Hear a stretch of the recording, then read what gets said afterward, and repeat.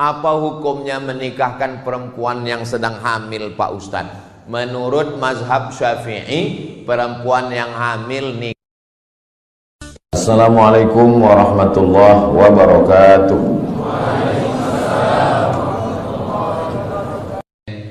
Enggak satu dua jamaah nanya, gimana hukumnya menikahkan, maaf, beribu maaf, 10 jari saya angkat 11 dengan kepala kepada Habib, kepada Kiai, mohon maaf, gak sopan, gak layak, tapi ini kenyataan.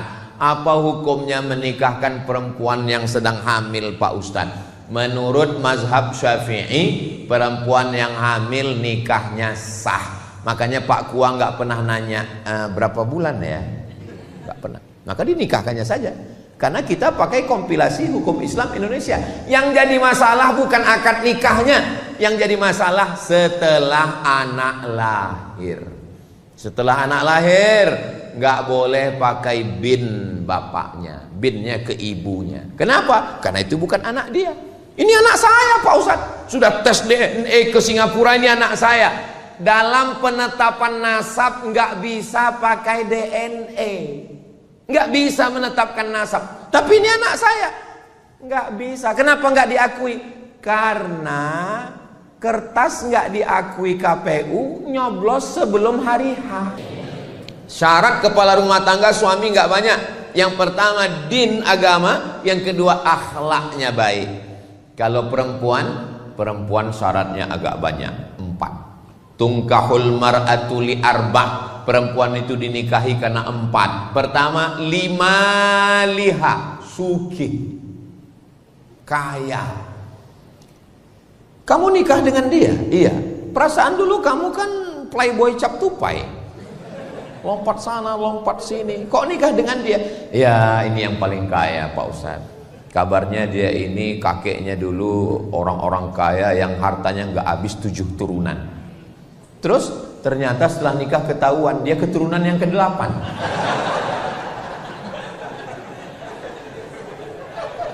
Yang pertama dilihat 5 liha karena hartanya. Yang kedua lihasabiha karena keturunannya. Kamu kenapa nikah dengan dia? Dia darah biru, Pak Ustadz. Jangan nikah dengan darah biru. Kenapa? Di rumah sakit donornya mahal.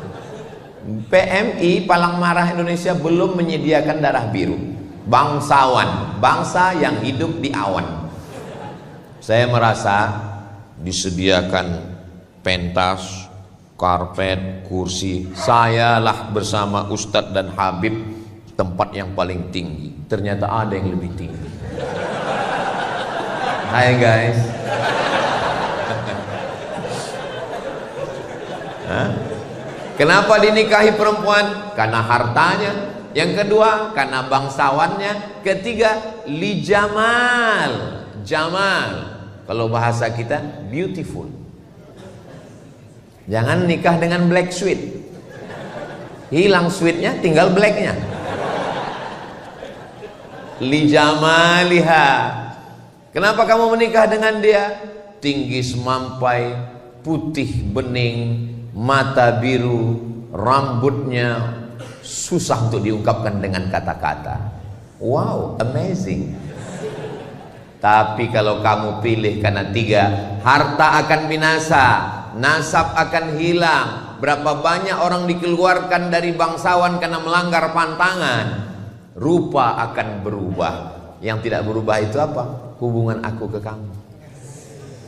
Hubungan kita tetap sama dalam la ilaha illallah Muhammadur Rasulullah wa la tamutunna illa wa antum muslimun. Maka kata Nabi, tungkahul mar'atu li arba'. Biasanya perempuan itu dinikahi karena 4. Tapi vonis akhirnya fazfar bidzatid din. Lihatlah bagaimana dia menjalankan agama. Karena itulah yang tidak akan lapuk karena hujan, tidak akan lekang karena panas. Cobalah tanya orang-orang tua kita yang sudah menikah 5, 10, 20 tahun, ulang tahun pernikahan emas 50 tahun. Itu yang kekal abadi adalah rupa berubah, harta berubah. Yang tidak berubah itu adalah din. Di dalam din ada ketaatan kepada Allah, kesetiaan. Ustaz Somad, ya, Saya mahasiswa Ustadz dulu di kampus. Ingat Ustadz? Iya ingat, alhamdulillah. Alhamdulillah saya sudah tamat Ustadz, udah wisuda. Alhamdulillah sudah kerja Ustadz. Alhamdulillah. Belum nikah Ustadz. Innalillah. Kenapa belum nikah? Dulu kan Ustadz ngomong, katanya kalau nyari istri itu lihatlah pada hartanya, nasabnya, cantiknya, agamanya. Ustadz, tolong carikan saya yang ada 4-4-nya. Kalau ada 4-4-nya ngapain saya kasih ke kamu?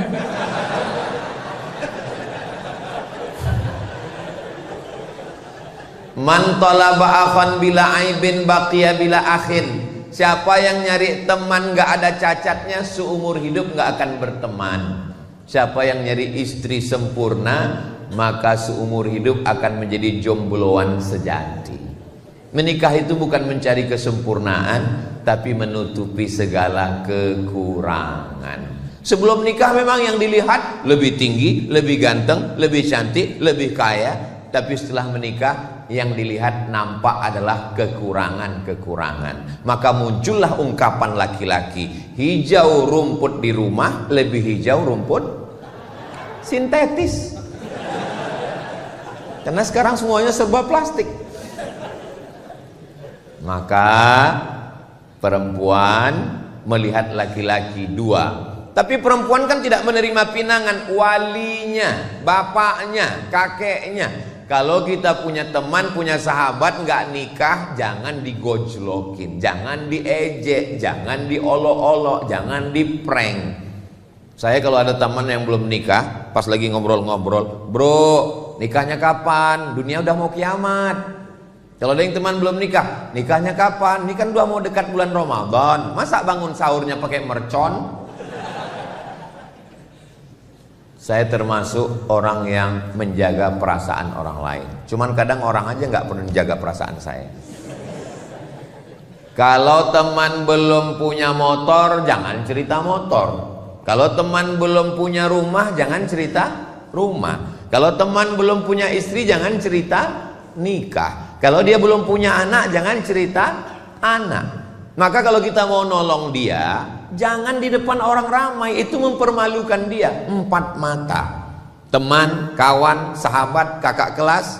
Saya biasanya kalau ada yang nggak nikah, saya ajak 4 mata. Pertanyaan saya pertama adalah, ada nggak orang cantik yang kamu lihat? Kalau dia bilang ada, berarti masih sehat. Tapi kalau dia bilang nggak ada, bahaya, waspadalah. Mohon maaf ya bro, kamu pernah nggak ngelihat orang cantik? Pernah, kata dia. Di mana? Di kampus. Orangnya masih ada. Ada. Kira-kira kamu mau nikah dengan dia? Mau buangan. Terus kenapa? Aku nggak berani ngadap dia. Oke, besok pagi kita akan datang ke rumah orang tuanya. Dulu saya mau, kira-kira ya 10 tahun yang lalu. Kalau sekarang saya udah nggak mau lagi membawakan. Saya khawatirnya kalau saya yang bawa, saya yang diterima.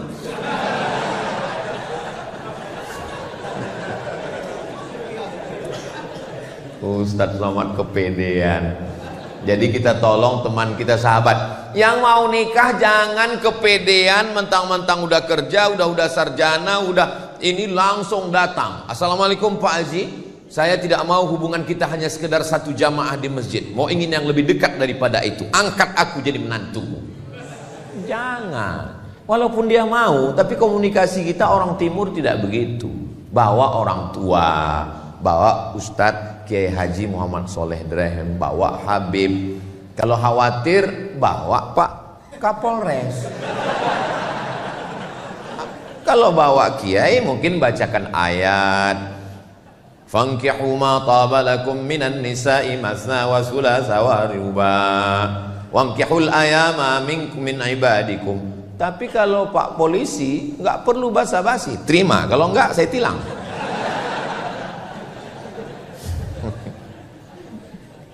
Jangan nodai hubungan yang suci. Jangan rusak fitrah yang sudah diberikan Allah Subhanahu wa taala. Jaga. Bapak yang punya anak laki-laki, ibu yang punya anak perempuan, jangan biarkan angka aborsi kita 1,5 juta. Nauzubillah, nauzubillah, nauzubillah. Berarti setiap detik ada. Ditambah lagi grup-grup sekarang. Saya mau menceritakannya pun malu. Yang terakhir di Bredel, grup sedarah. Nauzubillah, nauzubillah, nauzubillah. Mudah-mudahan Allah menyelamatkan negeri ini. Wa ma kana Allahu liyu'adzibahum wa anta fihim. Allah tidak akan menurunkan azab selama Nabi Muhammad SAW masih ada bersama kamu. Wa ma kana Allahu mu'adzibahum wa hum yastaghfirun. Allah tidak akan menurunkan azab selama masih ada yang beristighfar. Kalau dilihatlah merajalelanya zina, sudah lama azab itu turun. Gunung meletus, tsunami naik ke darat. Kenapa negeri ini masih aman? Masih ada orang-orang tulus ikhlas yang bangun tengah malam beristighfar. Astaghfirullah Rabbal baraya, astaghfirullah minal khataya. Tulus ikhlas karena Allah Subhanahu wa ta'ala. Lalu kemudian jangan kita rusak negeri ini. Insya Allah Jawa Timur, Surabaya, Indonesia tetap dijaga dalam lindungan Allah. Baldatun thayyibatun wa rabbun. Kalau zina dan riba sudah merajalela, itu tanda mereka mengundang azab Allah Subhanahu wa ta'ala. La ta'murunna bil ma'ruf, ajak orang buat baik. Wa la tanhaunna 'anil munkar, larang dari perbuatan munkar. Kalau kamu tidak melakukan itu, la yushikanna ayyab'afallahu 'alaikum 'iqaban, dikhawatirkan akan diturunkan Allah azab. Ketika azab itu turun, summa tad'unahu, lalu kamu kumpul ramai-ramai istighosah kubro, ngangkat tangan, Allah angkat bala ini. Fala yustajabu lakum, doa kamu tidak dikabulkan. Jadi tujuan kita ngaji, tujuan kita sholawatan, tujuan kita majelis zikir, itu semua untuk menyelamatkan kita, anak-anak kita dari fitnah akhir zaman yang luar biasa ini. Memangnya zina ini cuman zaman sekarang Pak? Zaman dulu sudah ada. Cuman komunikasi manusia waktu itu tidak semasif sekarang. Zaman dulu laki-laki mau ngomong sama perempuan itu nggak boleh, pantang, aib. Lihatlah bagaimana susahnya Zainuddin komunikasi dengan Hayati dalam tenggelamnya kapal Van der Wijk. Dulu ditulis itu kertas, lalu diletakkan di celah sayap burung merpati. Hai burung, sampaikan pesanku padanya. Rupanya burungnya salah alamat. Musim berubah, hari berganti, tidak lagi pakai burung, dimasukkan ke dalam botol kaca. Salamkan cintaku padanya. Yang diharapkan supaya ini botolnya ke Pulau Jawa, nyas ke Afrika. Akhirnya berubah. Lalu kemudian ketika Zainuddin mau pergi ke surau sore-sore ke Langgar, dia pun meletakkan secari kertas di celah ketiaknya. Lalu Hayati pun lalu dan mereka pun mengambil. Sekarang langsung DM, hai besti. Kalau ada laki-laki menyapamu, hai sayang, kamu cantik, dia bukan bapakmu, dia bukan kakekmu, dia bukan kakakmu, dia bukan pamanmu, yakinlah dia buaya darat. Ini anak-anak perempuan kita mesti kita jaga. Tolong adik-adik yang punya usaha sablon, yang punya usaha stiker, buatkan stiker say no to bonceng. Buatkan baju kaos di belakang, katakan tidak pada narkoba, say no to drug, katakan tidak pada playboy. Tapi baju-baju yang begini jangan dibawa sholat Jumat. Mungkin sholat pas enggak, untuk menyelamatkan anak-anak kita. Kadang anaknya sudah ngaji, malah orang tuanya. Dulu disebut kenakalan remaja, sekarang kenakalan orang tua. Orang tuanya nanya, kamu udah punya pacar? Belum. Hari gini nggak punya pacar, apa kata dunia? Lingkungan kita tidak mendidik, tontonan kita tidak jadi tuntunan, telinga tidak memberikan nasihat. Saya untuk ngomongnya dalam masjid pun malu, untuk mengucapkannya di depan Habib, di depan Kiai pun rasanya nggak sopan. Tapi ini kenyataan. Apa lagu yang didengar?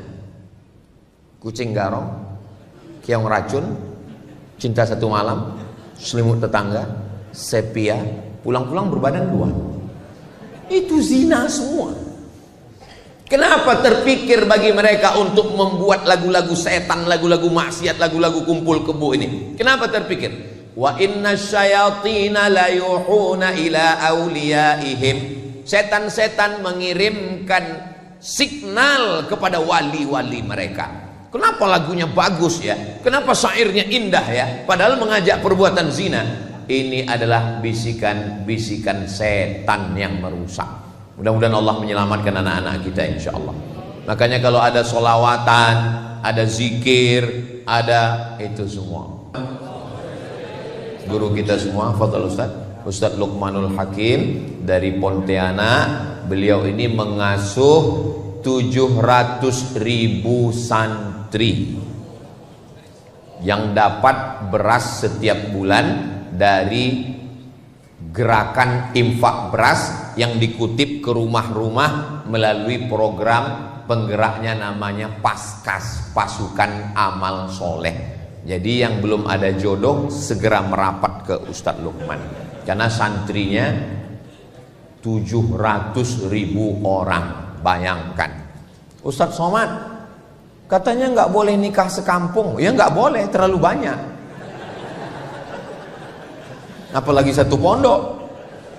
Saudara yang dimuliakan Allah Subhanahu wa taala, Ustadz Luqman sekolah agama, tamat dari Gontor, melanjutkan pendidikan ke IIU International Islamic University, menikah, punya anak.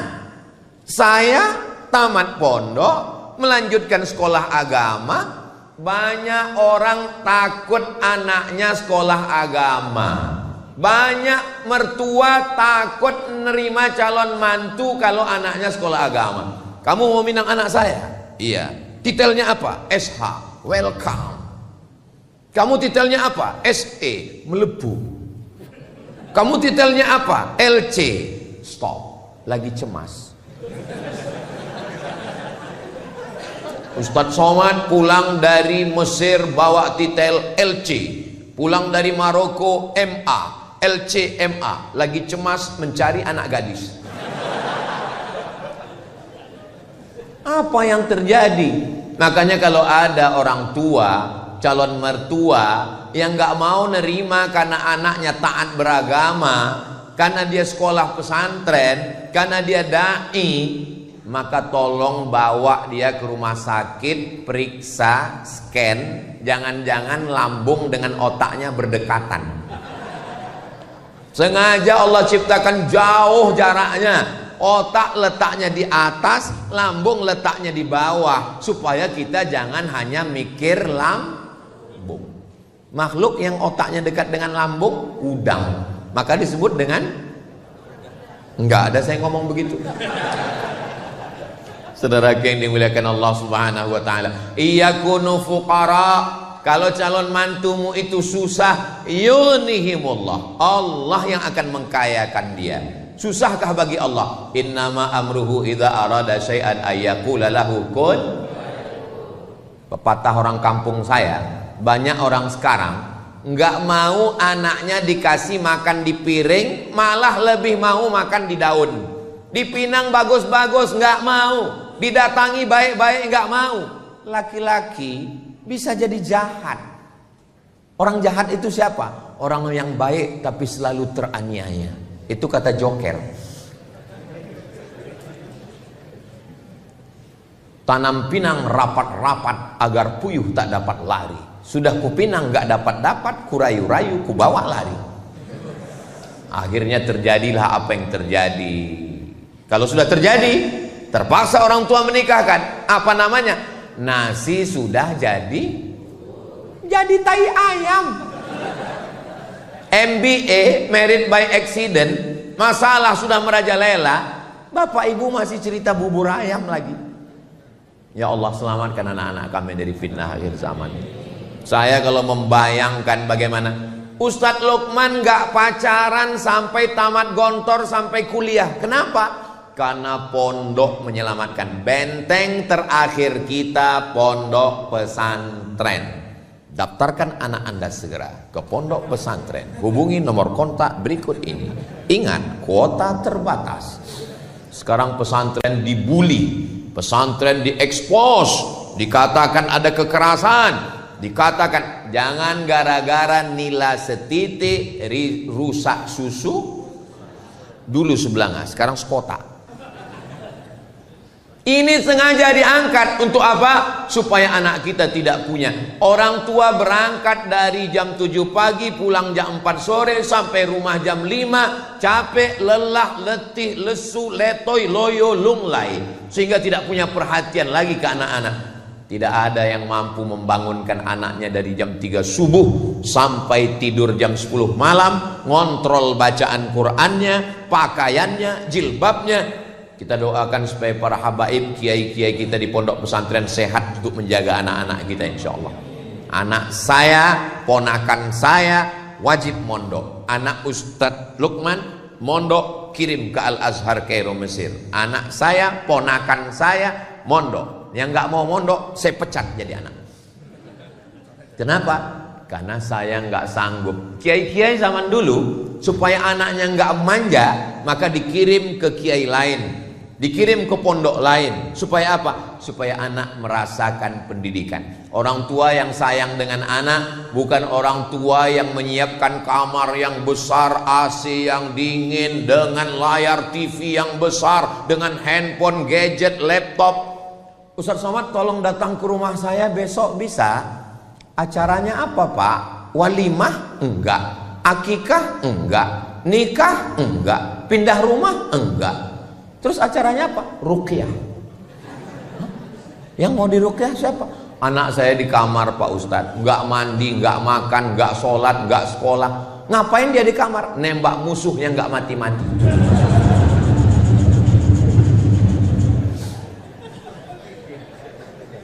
Terus terang saya belum pernah membaca hadis u'izuka min game online. Siapa yang menyediakan kamar yang besar pakai AC lengkap? Saya, Pak Ustadz. Siapa yang masang wifi 24 hours? Saya, Pak Ustadz. Siapa yang belikan gadget dengan layar besar di kamar? Saya, Pak Ustadz. Sekarang anaknya kecanduan, siapa yang salah? Ustadz. Kita disalahkan. Kenapa orang tua membiarkan anak manja? Karena dia dulu menderita, dia tidak ingin anaknya susah. Akhirnya apapun yang diminta anak diberikan. Anak minta motor, diberikan. Motornya dipreteli, hilang semua, tinggal stang sama mesin. Speedometer nggak ada, knalpot disunat, dipotong semua, lewat depan masjid. Ghairil maghdubi alaihim waladdallin. Didoakan sama jamaah, mampus. Amin. Ya kalau mati, kok setengah mati? Maka setelah anak dinikahkan, menangis ibu. Ini mempelai laki-laki, ini mempelai perempuan, ini kedua orang tua sebelah kanan, sebelah kiri. Nangis si mempelai perempuan, ibunya nangis. Ibu nangis kenapa? Tanggung jawab saya sebagai orang tua sudah lepas, Pak Ustadz. Anak saya sudah nikah. Kata siapa? Kata siapa tanggung jawab ibu lepas? Tolong nanti ibu kalau kebetulan jadi mempelai, mendampingi mempelai jadi orang tua, jangan asal-asal nangis. Saya dikirim beberapa video waktu sungkem itu, orang tuanya nangis, yang lain bukan nangis. Kenapa? Bulu matanya copot. Dapat videonya? Kalau nggak dapat nanti saya kirim. Siapa yang mengatakan tanggung jawab bapak sama ibu berakhir setelah akad nikah? Akad nikah acara yang sakral, yang suci, yang bersih di masjid.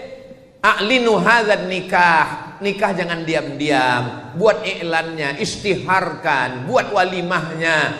Aulim walau bisyatin. Ta'al. Sini, wahai Abdurrahman bin Auf. Kamu nikah ya? Iya ya Rasulullah. Karena di tangannya ada atharus sufrah, kuning-kuning bekas za'faran. Kamu menikah? Iya.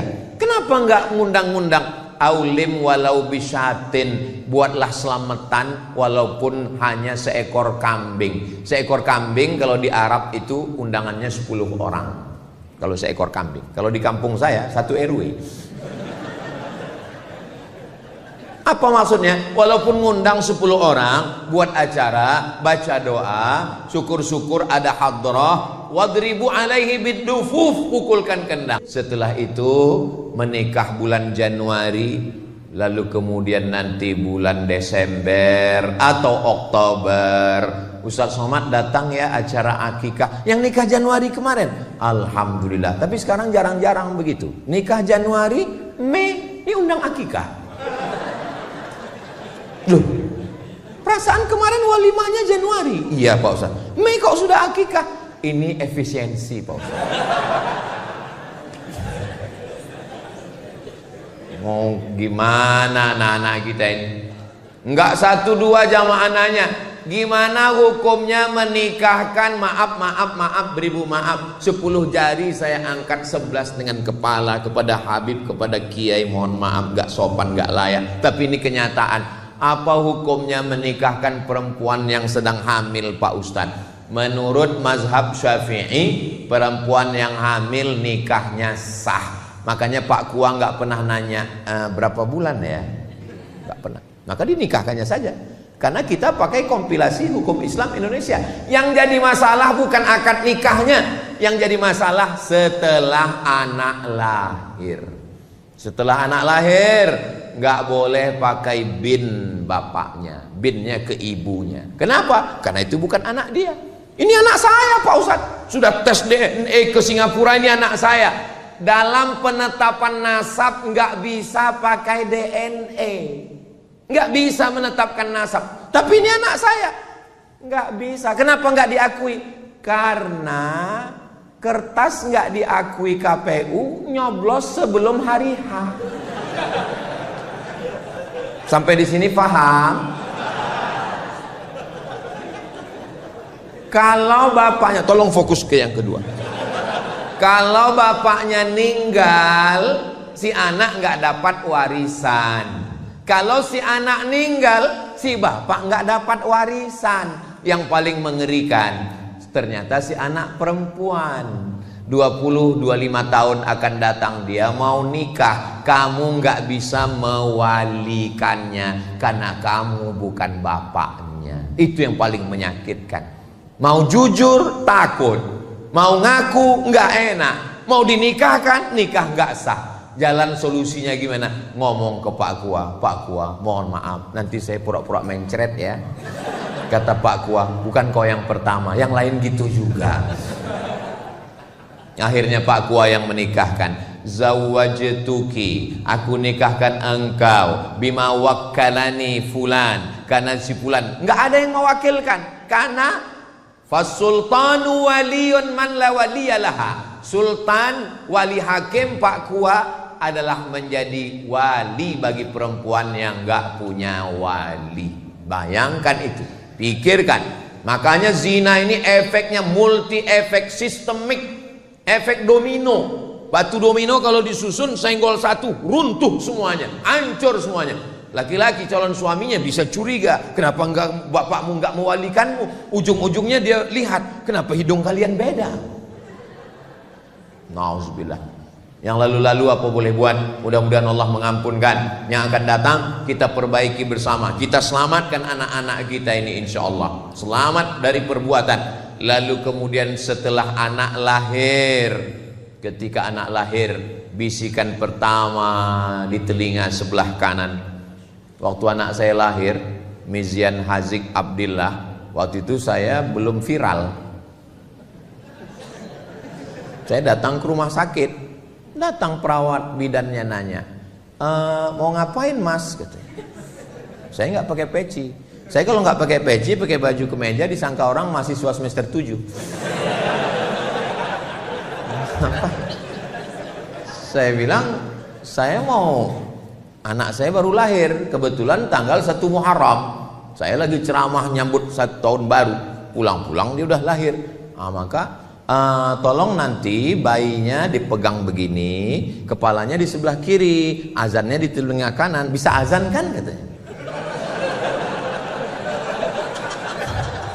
Tapi alhamdulillah, artinya bidan-bidan kita walaupun dia nggak mondok, nggak sekolah agama, tapi sudah diajarkan ternyata mesti diazankan. Saya azankan. Azan untuk anak bayi nggak sama dengan azan masjid. Ini sekarang banyak yang ketukar-tukar ini. Azan yang mestinya untuk masjid dipakai untuk bayi. Kalau untuk masjid itu suaranya lantang, Allahu Akbar, Allahu Akbar. Kalau untuk bayi, Allahu Akbar, Allahu Akbar. Ini sekarang banyak yang untuk bayi dipakai ke masjid. Makanya orang nggak ke masjid. Pas ditanya, sampean orang lu ngonang masjid? Iku untuk bayi. Bisikan ke anak kita adalah asyhadu an la ilaha illallah. Masuk ke telinga, ditangkap oleh otak sampai ke tangkai jantung, masuk ke mata, masuk ke telinga, masuk ke tangan, masuk ke kaki, masuk ke sumsum, masuk ke otak. Kalimatu haqqin 'alaiha nahya wa 'alaiha namutu wa biha nub'atsu. Makanya ketika dia naik pesawat, ketika pesawat itu mulai goncang, yang keluar dari mulutnya adalah Allahu Akbar. Ketika black box, kotak hitam, pesawat meledak, kotak hitam ditemukan, diputar lagi. Apa teriakan mereka ketika dalam pesawat? Satu kalimat serentak, Allahu Akbar. Mudah-mudahan kita pun ketika mati itulah kalimat terakhir, insyaallah. Jangan sampai waktu kita mau sakaratul maut, pas didekatkan telinga teman tanya, bukan la ilaha illallah yang keluar, udah ngopi belum? Saudaraku yang dimuliakan Allah Subhanahu wa taala, nampaknya simpel sederhana, tapi itu ajaran Islam. Setelah anak lahir diambil kurma, lalu dikunyah airnya, dimasukkan ke mulut bayi, namanya tahnik. Ingat baik-baik, pakai hak, tahnik. Ini banyak nih yang belum ngaji, baru-baru hijrah. Ustaz Somad tolong anak saya di teknik. Tahnik. Emang teknik sipil? Tahnik. Datang Asma membawa anaknya Abdullah ibnu Zubair ibnu Al-Awwam, anak pertama yang lahir setelah hijrah di Madinah. Nabi mengunyahkan kurma. Dan anak-anak kita biasanya kalau ditanya, kenapa dikasih kurma? Kenapa dikasih cairan kurma? Jangan nanya-nanya, itu sunnah Nabi. Jangan nanya Bani Israel. Banyak tanya Yahudi. Diteliti oleh Ain Shams University Kairo. Ternyata tempat yang paling nyaman, adem, ayem, tentrem adalah rahim. Bayi ketika berada di dalam rahim, walaupun di Afrika Utara itu cuacanya cuma dua, panas dan panas sekali, tapi bayi tetap tenang. Walaupun ibunya mengandung di kutub selatan, nggak ada bayi yang keluar jadi es batu. Tapi begitu dia keluar ke dunia, maka dia menggigil kedinginan. Untuk menghangatkan badannya, apa mau dikasih bandrek? Maka dikasih cairan kurma. Itulah mukjizat Nabi Muhammad sallallahu alaihi wasallam. Siapa yang akan menjelaskan itu? Anak-anak muda kita dari Fakultas Kedokteran, insyaallah. Amin ya rabbal alamin. Lalu setelah itu, kullu mauludin murtahanun bi aqiqatihi. Anak yang lahir ini tergadai. Kalau STNK BPKB kita tergadai, ada uang, kita tebus. Surat tanah kita tergadai, kita tebus. Anak kita yang tergadai ini kita tebus dengan 3. Pertama, tuzbahu anhu yauma sabi'ihi, sembelihkan kambing hari ke-7. Gak bisa hari ke-7, uang belum ada, mertua belum. Hari ke-14. Hari ke-14 belum sanggup Pak Ustadz, gaji 13 belum cair. Hari ke-21. 7, 14, 21. 21 pun belum ada duit Pak Ustadz. Ya udah nggak usah lihat kalender lagi, sebulan, 2 bulan, setahun, 2 tahun. Menurut mazhab Syafi'i, kata Imam Nawawi dalam kitab Majmu' Syarah Muhadzab, boleh mengakikahkan diri setelah dewasa. Jadi Bapak Ibu yang belum akikah, nanti tolong pulang dari sini cari kambing. Tapi jangan undang saya, karena saya dari sini langsung ke airport pulang. Undang semua Bapak TNI, Polri, sama Habib, sama Kiai, adakan acara makan. Cukup makan kambing aja, nggak perlu cukur rambut, nggak perlu diayun pakai tola'al badru alaina. Nah, cara menebusnya 3. Yang pertama, tudbahu anhu yauma sabi'i, sembelihkan kambing hari ke-7. Yang kedua, yuhlaku, cukur rambutnya ditimbang seberat perak. Katanya seberat emas Pak Ustadz, dalam hadis perak. Tapi yang buat emas afdol, baik, nggak salah. Kalau kebetulan anaknya lahir rambutnya tipis. Kalau gondrong, lahir kayak brokoli, ditimbang rambutnya 1 on. 1 on 100 gram, emas lagi mahal. 1 gram 2 juta, 100 gram 200 juta.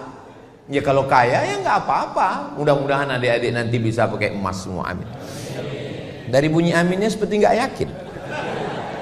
Wa yusamma, kasih nama yang bagus-bagus, nama yang ada dalam Al-Quran. Di antaranya surat Luqman, Ustadz Luqmanul Hakim. Nama yang baik-baik ini bagus semua. Supaya apa? Supaya ini jangan sampai ditanya, siapa nama kamu? Nama saya Lapendos. Apa itu? Lelaki penuh dosa. Mohon maaf kalau kebetulan namanya sama. Saya takut disomasi, ditangkap. Harap maju ke depan, kita bacakan absen satu-satu. Camry, hah? Merek mobil sedan. Kenapa namamu dikasih begini? Kebetulan saya lahir 17 Agustus Pak Ustadz. Loh kok Camry? Apa hubungannya? Kemerdekaan Republik Indonesia. Mantap. Ya buatlah di awalnya Muhammad Camry, Ahmad Camry. Biar orang tahu, mana tahu terjadi sesuatu, tahu. Jangan sampai jamaah bingung, ini mau kita kirim kemana ini? Ke Jepang. Nah, banyak orang ini berkata, what is in a name? Apalah arti sebuah nama? Dalam Islam nama itu adalah doa. Nama adalah keberuntungan. Nama-nama yang tidak baik diganti Allah dengan nama yang baik-baik. Saya dikasih nama Abdus Somad. Awalnya dulu nama saya dikasih kakek saya. Itulah orang dulu. Saya tanya, yang ngasih nama saya siapa, Mak? Yang ngasih nama kamu kakekmu. Ibu saya merasa nggak ngerti, nggak tahu apa-apa. Dia nanya. Orang sekarang nggak mau nanya, buat sendiri. Pakai ilmu apa? Cocokologi. Nama suami, nama istri gabungkan. Nama suami Sulaiman, nama istri Toibah, nama anak Letoy. Mohon maaf Pak Sulaiman. Apa ini? Kita punya kiai, kita punya Habib, tanya kira-kira nama yang baik untuk anak saya siapa? Nama saya dulu pertama kali dikasih mbah saya, kakek saya, dikasih nama Solah. Bagus, Solah pakai H. Solah artinya baik. Tapi di kampung saya orang Melayu, Solah itu nama ikan. Kata ibu saya, masa dipanggil ikan gitu. Nama yang lain lah, Pak. Akhirnya dikasih nama. Waktu itu qori yang terkenal di Mesir, Syekh Abdul Somad, Abdul Basit Abdul Somad. Maka dikasih Abdul Somad. Maka waktu saya kuliah di Mesir, setiap ditanya orang, Ismake, what is your name? Abdul Somad. Masya Allah Syekh, kata dia. Saya yang khawatir, takut disuruh ngaji. Nama ini penting. Lalu kemudian setelah itu apa lagi? Diajarkan membaca. Ayyu'allimahul kitaba idza aqala. Diberikan dia pendidikan yang baik. Man ala salasa banatin, siapa yang membesarkan mendidik 3 anak perempuan, fa'addabahunna, diberikan pendidikan yang baik, wa zawwajahunna, dinikahkan dengan orang baik-baik, wa ahsana ilaihinna, buat baik sampai mati meninggal dunia, falahul jannah, maka surgalah baginya. Mudah-mudahan kita mendapatkan kunci surga dengan membesarkan anak-anak kita ini, insyaallah.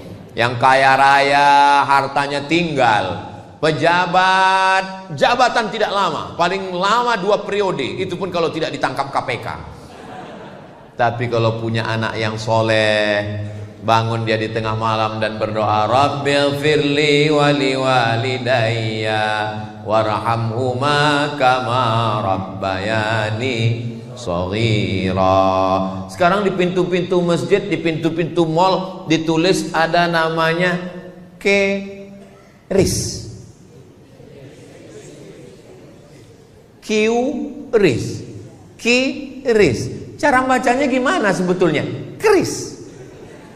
Q-nya quick. Quick artinya cepat. R-nya response. Kris, quick response code. Kode yang cepat merespon. Sekarang banyak ayah tidak merespon, dipanggil anaknya, papa, tadi adik punya nilai bagus di sekolah, bapaknya tetap juga scroll. Makanya ibu kalau punya suami nggak cepat merespon, tempel kris di kering.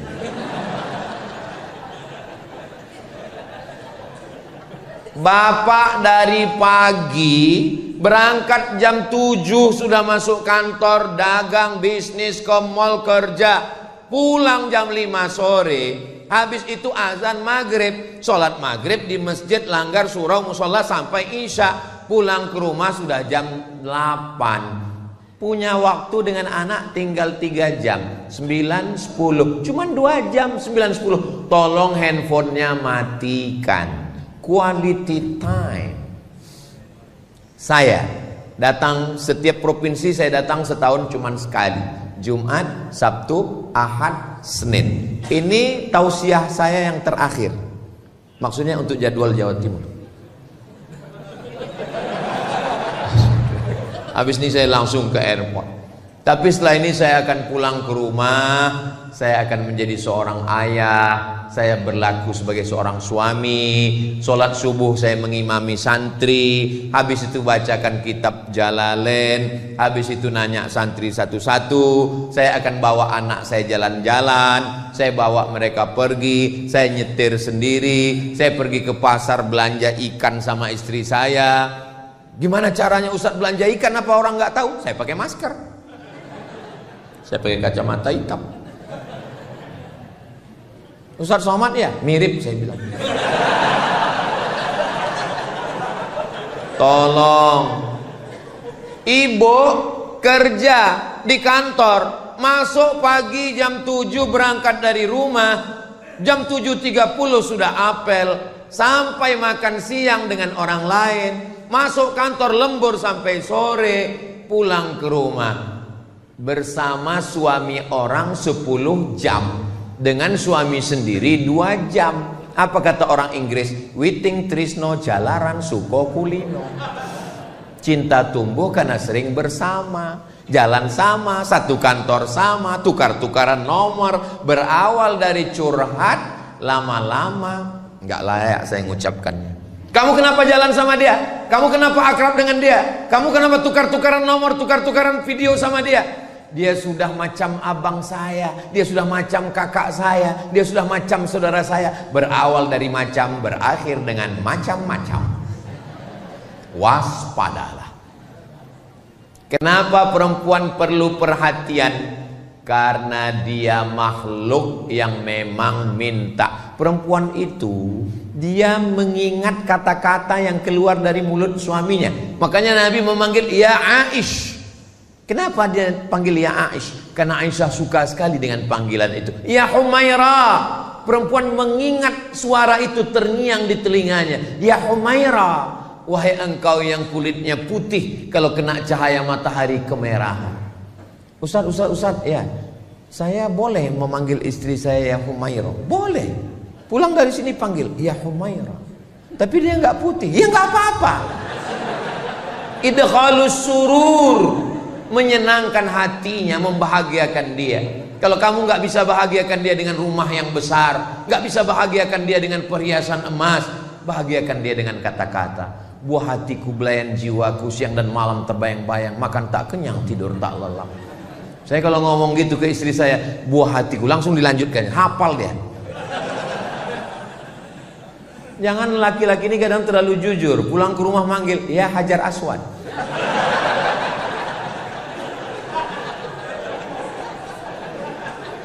Sampai kapan proses pendidikan keluarga ini?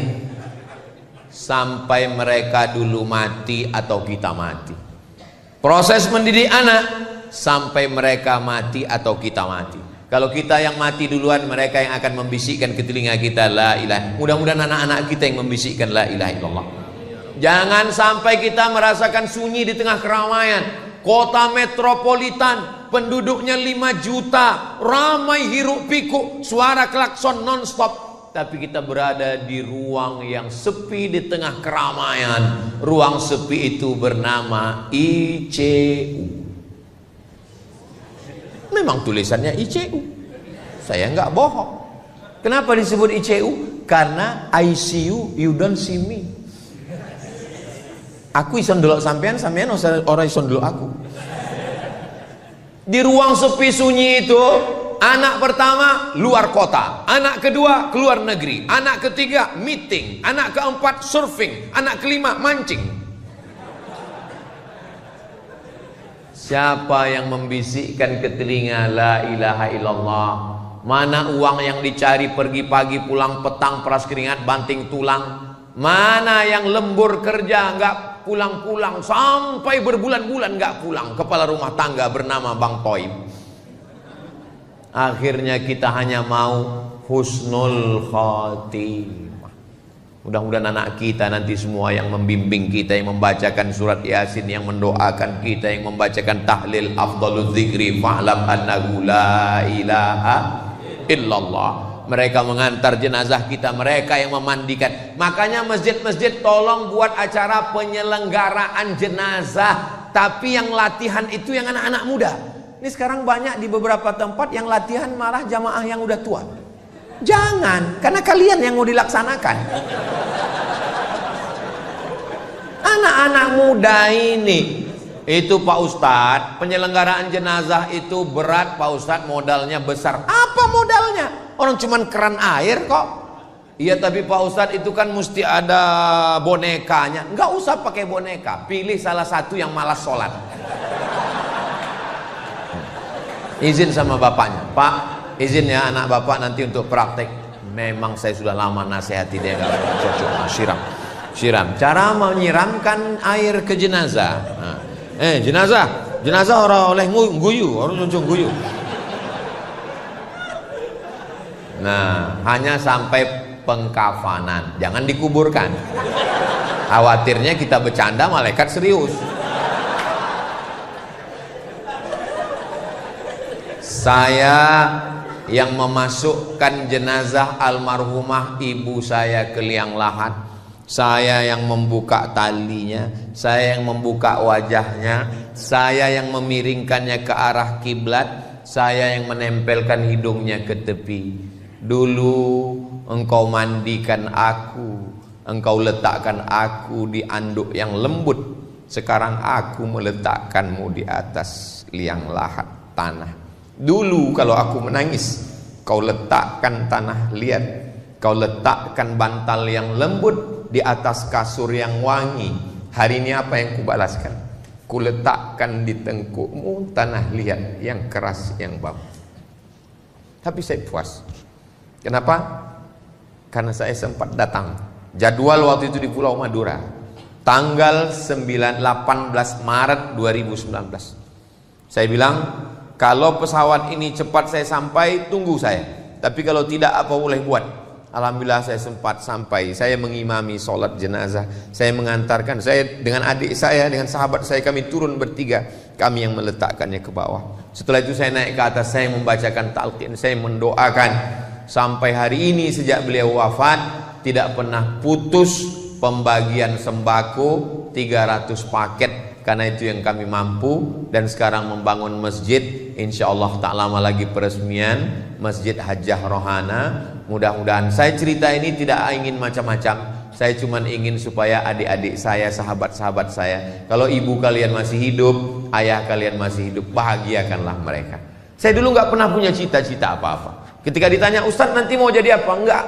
Yang penting aku kuliah, dapat ijazah, mau jadi dosen, dapat gaji, membahagiakan orang tua. Hanya itu saja. Bahagiakanlah orang tua.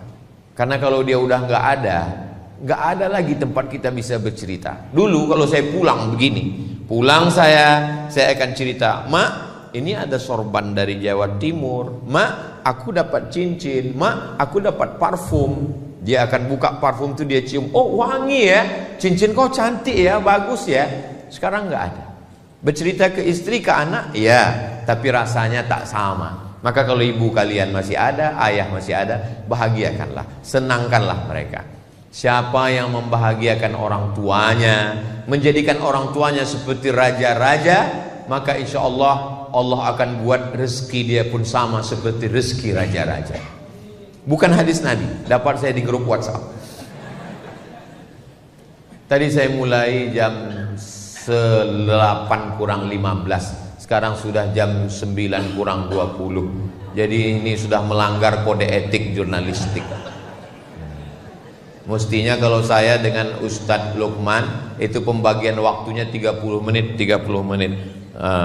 Mudah-mudahan apa yang saya sampaikan ini menjadi pelajaran buat saya sendiri. Mudah-mudahan keluarga kita semuanya sakinah, mawaddah, warahmah. Rajulun as'as, ada seorang laki-laki, rambutnya kusut, berdebu. Kenapa rambutnya kusut? Karena dia tidak bersisir. Kenapa dia tak bersisir? Takut kalau dia bersisir, rontok rambutnya sehelai, dia kena dam karena dia sedang ihram. Tangannya diangkatnya ke atas, doanya tak dikabulkan Allah. Kenapa doanya tak dikabulkan Allah? 4 sebab. 1, mat'amuhu haram, makanannya haram. 2, masrabuhu haram, minumannya haram. 3, malbasuhu haram, pakaian haram. Jangan belikan ke pakaian haram. 4, wa ghudhiya bil haram, dikasih anak bini makan haram. Sekali haram tetap. Cuman lah Pak Ustaz, dia desak terus, kami dikasihnya, ya ambil juga lah. Tapi tadi kata Ustaz makanan haram, daging haram, pakaian haram, semua haram. Ambil, serahkan ke Masjid Al-Hasanah.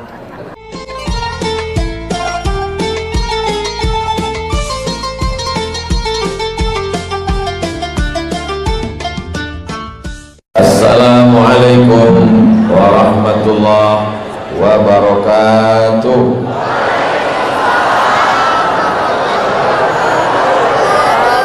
Apa kabar semua jamaah?